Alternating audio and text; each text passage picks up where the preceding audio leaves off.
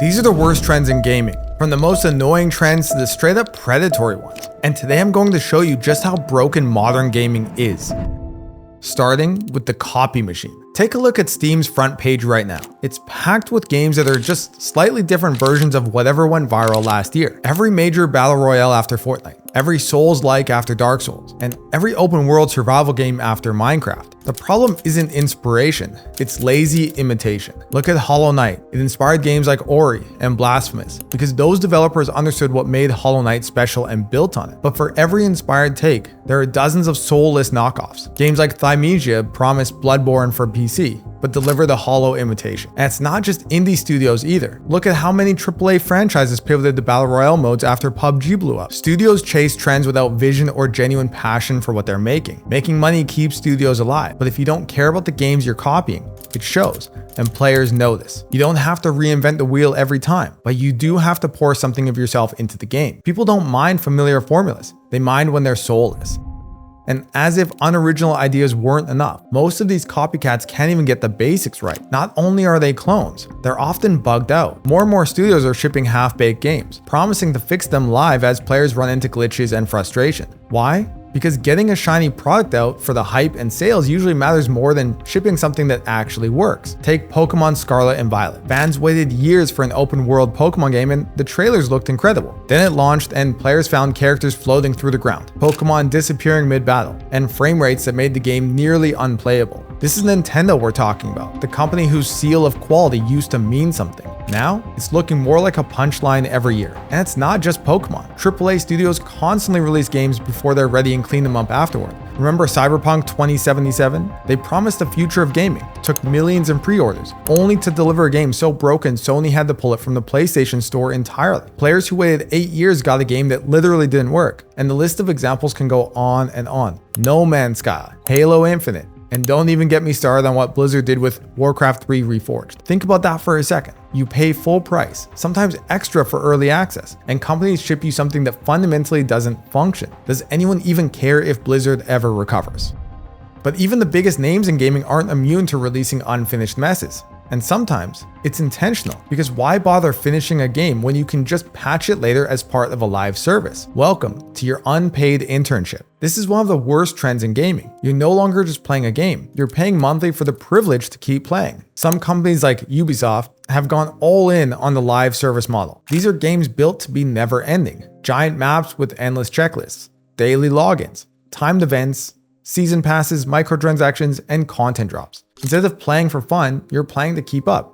It's exhausting. Sure, maybe they're able to keep games alive a bit longer, but it means what you buy isn't really yours. If the servers go down, good luck playing at all. If you take a break, go play something else, or just uninstall the game for a while, you might still be paying for content you never use. Or worse, you miss out on limited time rewards that disappear forever just because you have a life outside of the game. For anyone who just wants to play occasionally, without gaming interfering with daily life, it's a nightmare. These games are designed like scavenger hunts that never end. It's not about finishing a story or mastering a challenge. It's about keeping you hooked, always coming back for more. And hey, maybe it's a legitimate business, but when I bought Settlers of Catan, I didn't agree to pay $5 a month just to keep it sitting on my shelf. Of course, having you log in every day is only half the plan. The other half is finding more ways to get into your wallet, which brings us to how casinos have turned into casinos for kids.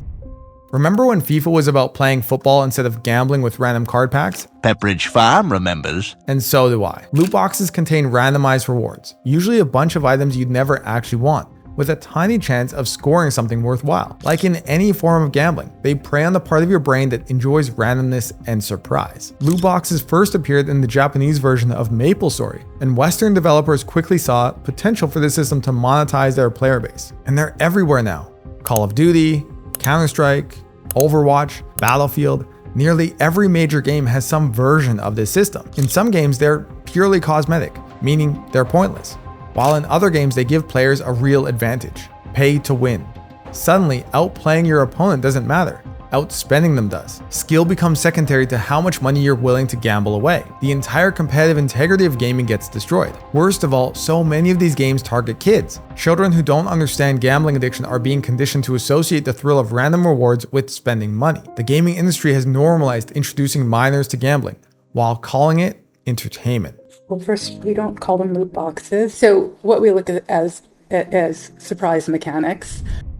Now, digital slot machines, loot boxes, are bad enough, but the real moneymaker is in microtransactions. And we all know there's nothing micro about how much they add up. They're designed to make you broke by 1,000 cuts. Each purchase seems small until you realize you've spent more than your rent. Remember when you could just buy a game, play it, and finish it satisfied? When $40 got you everything and you actually owned what you paid for? Those days are dead. Now, it's not enough to pay full price for a game. You need subscriptions, battle passes, premium currencies, and endless cosmetics just to access content that used to be included and to be able to keep up with everyone else. Every game has become a store with a game attached. I don't think anyone's forgotten that in order to win any game of EA's Star Wars Battlefront 2, you need to buy Darth Vader for the same price as the rest of the game. Or how many hours would it take to unlock him without paying? I think it was 100. That's not gaming, it's extortion. Not long ago, I published an interview with a gamer who described how her teammates playing Ebony spent thousands of dollars every month just to keep up. You don't get to buy the general you want. You get a token, and it might give it to you, it might not. Oh, look, it didn't. I don't need this general. So then you buy another pack and another pack and another pack until you can finally get enough fragments to do your ascension. So that was a big part of it, as well as all the speed ups, all the kind of bonus castle buffs and stuff that you get each time. Every time there's a new event, which is at least every 2 weeks, they've got some kind of a new castle, some kind of a new decoration, some kind of a new march effect that gives you these buffs that will again give you more advantage over the people that aren't spending. And ultimately it's all so that you can win the battlefield or the event at the end of the day. None of it was technically necessary, but if you wanted to power up or actually contribute to your team and have a chance at winning, you were expected to pull out your credit card. Because if you didn't, you weren't just letting yourself lose, you were letting your entire guild lose too. I've linked to that interview in the description. But how did we go from paying a simple $40 once to enjoy a full game to now needing thousands of dollars a month just to compete in a free-to-play title? And if you thought microtransactions were bad, let's talk about gacha games, the logical endpoint of all these scummy practices. Yes, I know they're pronounced gacha, but really, they gotcha. And that's exactly what they're designed to do. Gacha games are what happens when you build the entire game around gambling. Most new and powerful characters and some of the best weapons are locked behind random chance that can cost real money. The story, events, and progression aren't always paywalled, but once you're hooked, it's the characters you really want that get locked behind gambling mechanics. And you'd think that people would see through this pretty damn quick, but never underestimate how powerful the desire to own a pretty image of your favorite character can be for some people when coupled with enough hype and effective use of reward psychology. What makes these games even worse than gambling is they're designed to consume your entire life. You can't just play and walk away. Upgrading your characters can't be done all at once. In many games, you can only collect the resources you need a few times a day, forcing you to come back day after day to keep playing. Genshin Impact does this with its artifact system, Grand Blue with its agonizingly low weapon drop rate, Fate Grand Order just by being stingy in all aspects of the game. This leads to people who want to play these games having to spend weeks,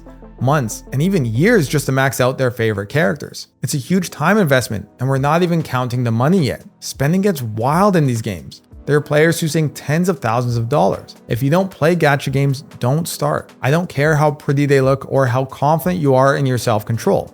They will get you. That's what they're designed to do. The house always wins. When you add up all these trends, is it any wonder that being a gamer has never cost more? Whether it's your time, your money, or your sanity. Thanks to all these trends, like live services, loot boxes, microtransactions, and the gacha nightmare, the price of being a gamer has skyrocketed, and the industry itself is the real inflation. If you want a full breakdown of how gaming has turned into an expensive habit for so many people, I made a whole video about the economics of all of this, and you can check it out on my channel if you want to dive deeper. But honestly, that's not even the worst part. The real problem is how games are affecting your daily life. What started out as some innocent fun has quickly turned into something that takes over. So if you want to understand the 10 signs you need to quit gaming right now, then watch this video on your screen, and I'll see you there.